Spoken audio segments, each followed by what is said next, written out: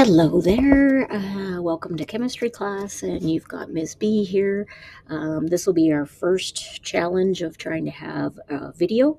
So you're listening to me this morning or this afternoon.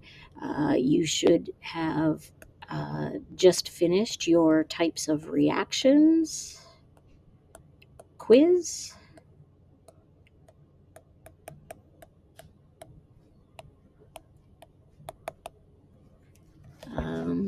And today we are going to start with some mole calculations.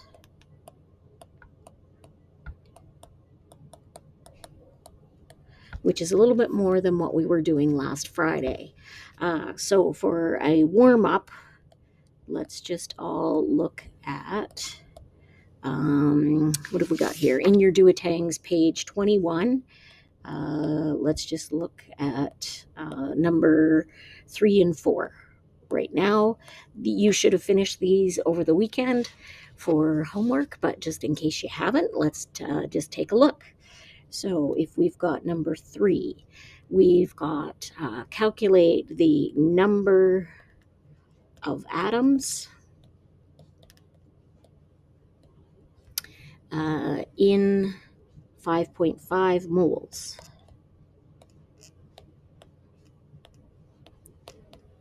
Of an element. Okay, so if we are looking for a number of, woo, that was fun, a number of atoms, remember that our units here are going to need to be figured out. And if we just make sure that our units are working out, then our calculations are going to be fine. So we have 5.5 moles. Oop, not sure what was going on there. Moles. Okay, and remember that we have a conversion factor, and everybody should be yelling out right at this moment, Avogadro's number. Okay, so, and remember that Avogadro's number, even though we don't use units on it very often, it does have various different units, and it is 6.02, and we could have atoms here. And this is actually per 1 mole. Okay, so if we look at our units now, we know that these are going to cancel out. And if we calculate out that, if I grab my calculator, I don't think, I didn't have my calculator sitting here. And we are going to take 5.5 multiplied by 6.02 to the exponent 23 equals 3.311 times 10 to the 24th atoms. Now, I've written this down as 3. Whoa, that was backwards. Let's undo that one. I've written this down as 3.311. That is 4 decimal places, right? Now, in our question, we only had 2 decimal places. So remember, this is 2 decimal places. So Avogadro's number has a total number of decimal places. So we need our answer to only have 2 decimal places. So we need to round, and in this case, 3.3 times 10 to the 24 atoms is perfect. Okay? So, and again, you can reiterate that that is your number of atoms. Okay, so there's our workup. Now, again, you should have done this for homework last night. This is just checking it out, just in case anybody had some issues. And our second one that we wanted to look at was question number 4. And it says, calculate the amount of substance in moles So because you've got this in front of you, so this is page 21, number 4. Calculate the number of moles. So calculate moles in 1.0 times 10 to the 22 atoms. And again, so we are going to look at the number of moles. And again, we're starting out with what we have, which was 1.0 times 10 to the 22. And these are atoms. And again, if we use our knowledge that we have in order to reverse, we need moles on the top. So we know we need something that is moles up here, and we need to divide by atoms. So do we have a conversion factor which will use moles per atoms? Well, no, we don't, but we do have Avogadro's number, which states that 1 mole, don't know what happened there. There we go. 1 mole is 6.02 times 10 to the 23rd atoms. Okay, and if we look at our units, we know that atoms cancel out. We're left with moles on the top, so we are happy with that. And we can pick up our calculator, and again, 1.0 to the 22nd divided by 6.02 to the 23rd, and this equals 0.0166, and that'll be moles. Now again, in our question, we had 2 decimal places. So our decimal places here was 2. So we need 2 decimal places.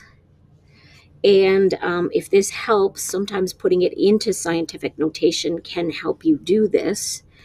And if I put it into scientific notation, it would be 1.66 times 10 to the negative 2 moles. And then if we round, we would get 1.7 times 10 to the negative 2 moles. And if you like to just round while it's in decimal format, you can just round that there to 0.017 moles. So either way, that will produce your answer. So we've got here or here, whichever way you prefer. Okay, so hopefully that helped you out. And again, that was last night's homework, so that should be pretty straightforward. If not, you can always send me a line or come in at lunchtime, and Mr. Allen can help you out as well. Okay, so let's move on to today's. Today, what are we going to talk about? We are going to talk about molar mass. So here we have got molar mass.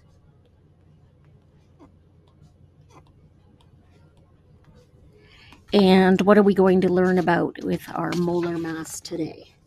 So this is a new concept for us. And this is that the mass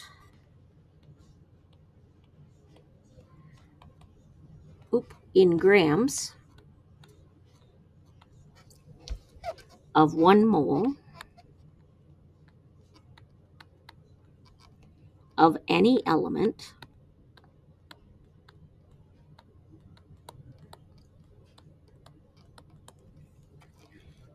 is what we refer to as molar mass. Now remember that this 1 mole is 6.02 times 10 to the 23rd atoms is equal to 1 mole. Okay. Now, the molar mass can also equal the atomic mass. And remember, if anybody can remember, we find the atomic mass number of that element, and we find our atomic mass number on the bottom of the periodic table. Now, this is the mass of one atom in atomic mass units, AMUs. All right, and that is from the first unit. I know it takes a long time to get us back there, but that's okay. All right, an example. Our favorite molecule. Whoop, keep pressing the. Okay, so if we're going to look at our periodic table, and we're going to look at element C, carbon, and 12.011 is written on the bottom. We know from this value right here that one atom of carbon is equal to 12.011 AMU, or we can use the short form or the of a mu. We also know that 1 mole of carbon atoms is equal to 12.011 grams. And remember that 1 mole is that magic number of 6.02 times 10 to the 23rd atoms. Okay, so we've now defined our molar mass as one of these two different things. So now we can look at some of the calculations that are also on page 21. And if we look at, let's try page 21, number 5. Okay, and number 5 says calculate the mass. I'm just going to use my little short forms here. Find mass of 2.75. Oh, make sure that decimal's in there. Moles of nickel. Nickel's one of those ones that I'm going to spell wrong again. Oh, let me get rid of that. Oop. Apparently, I'm not getting rid of that. There we go. Okay, so, oh, I did it again. It's not supposed to have a capital. Okay, anyways, so if we want to find our mass, which again is in grams, then, and we know that we have 2.75 moles of substance. Okay, looking up above, we know that the number or the atomic mass on the bottom of our periodic table. So if we look up our periodic table and we see nickel, if we look at nickel, it tells us that we have the mass of nickel is 58.69. And remember that from up above, where we said our atomic mass number or our atomic molar mass, this is in grams of nickel. So if we have 2.75 moles of nickel, and we know that that is grams of nickel, and that is our mass, for 1 mole of nickel. Okay? Now, all we need to do is multiply those two together. Again, you're going to look at your units. Our moles of nickel cancel out, and we're left with grams of nickel. Okay? Picking up our calculator, we can look at calculating this out. 2.75 multiplied by 58.69 gives us a value of 161.3975. Okay. Now, looking at your significant figures, let's just put it into green here. So right here we have 3 significant figures. And here we have 4 significant figures. 4 significant figures. And here, when we look at our 1 mole, this is an infinite amount of significant figures. So our lowest amount, here we put it here, 3 significant figures. Our lowest amount is 3 significant figures. So we're going to want to make sure that our answer, oh, that was weird. Our answer has 3 significant figures. Okay, so when we go to drop our answer into the box, we have 3 significant figures, which is 161 grams of nickel, and that is equal to our mass. Okay, so from there on, you should be able to do 6, 7, and 8. Now 8 is just a reversal of what we just did. 6 and 7 are just exactly the same thing that we did. Okay, so on page 21, you can do those examples now. And then let's look at number 9 together. So if we want to look at number 9. Okay, so one of the things that we want to look at is some of our conversion factors that we have. So remember that we have Avogadro's number.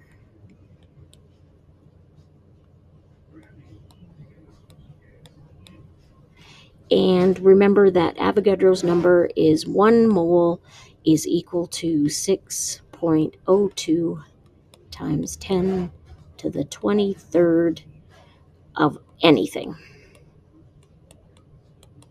Because we may be talking about elements, we may be talking about molecules, we may be talking about a lot of different things.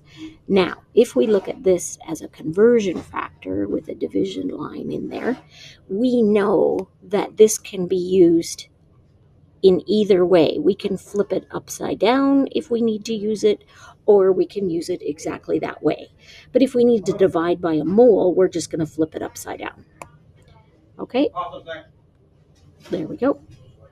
And the other thing that we have at our disposal is our molar mass. And we learned that 1 mole of whatever it is, and we can look up the number on our periodic table.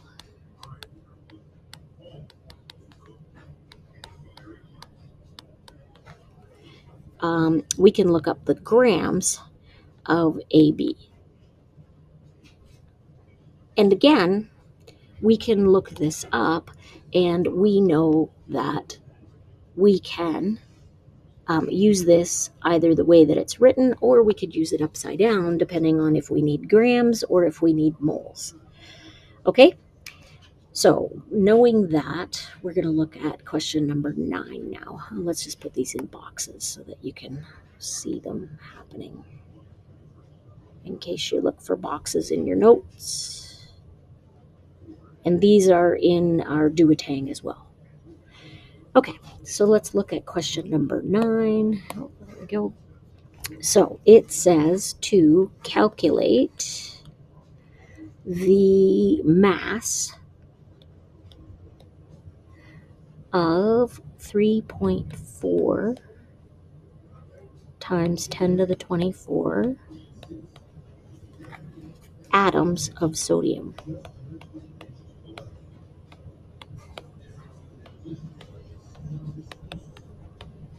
And remember that sodium is capital A, little a, or capital N, little a.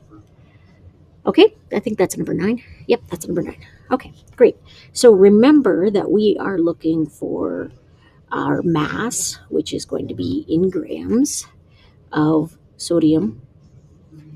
Okay, now we also have 3.4 times 10 to the 24th atoms of sodium. Okay, so we know that in order to get to mass, here, we're going to need to use this molar mass somehow, which means we're going to need it into moles. So I'm going to state that I need how many moles of sodium do I have, and then we can figure out our mass. But remember that we use Avogadro's number first, which is 6.02 times 10 to the 23rd atoms of Na. Okay? And of course, that's a division line, and we can just use brackets here to show that we're multiplying by them. Okay, so if we want to check our units now, we've got atoms of Na have gone away, and we've now got moles of sodium. So now we're going to look at our molar mass, because I don't want to know moles of sodium. I want to know grams of sodium. And again, sometimes we forget, but this is on our periodic table. And if we look up on our periodic table, the molar mass of sodium, it tells us that it is 22.9897 grams of sodium. Okay, now if we look at our units again, we've got moles and moles taken away, which means we've got grams of sodium left over. All right, and we're excited. So we pick up our calculator. We take all of these numbers. So we're going to take 3.4 times 10 to the 24th. We're going to divide by 6.02 times 10 to the 23rd. And then we're going to multiply by 22.9897. And when we do that, we get an answer of 129.84255548. Okay, now let's take a look at our significant figures. So in our original question, we have 2 significant figures. 6.02, by definition of Avogadro's number, has an infinite number of significant figures. By definition, the molar mass has an infinite number of significant figures. And when we look at this, we have 6 significant figures. So our lowest amount is 2 significant figures. So that is what our answer should have. And when we do this, remember, we're going to look at our 2 significant figures. And the way that I do that is I look at, okay, here's where my 2 significant figures ends up. And then I will round according to that. So the 9 will make the 2 grow up. And we have 130 grams of sodium. Now remember that 0 is just a placeholder. So that is our 2 significant figures. So this is 1, 2, two significant figures. Okay, and if it helps you to think about your significant figures, you could also go 1.3 times 10 to the 2 grams of sodium. Okay, and that is also our two significant figures.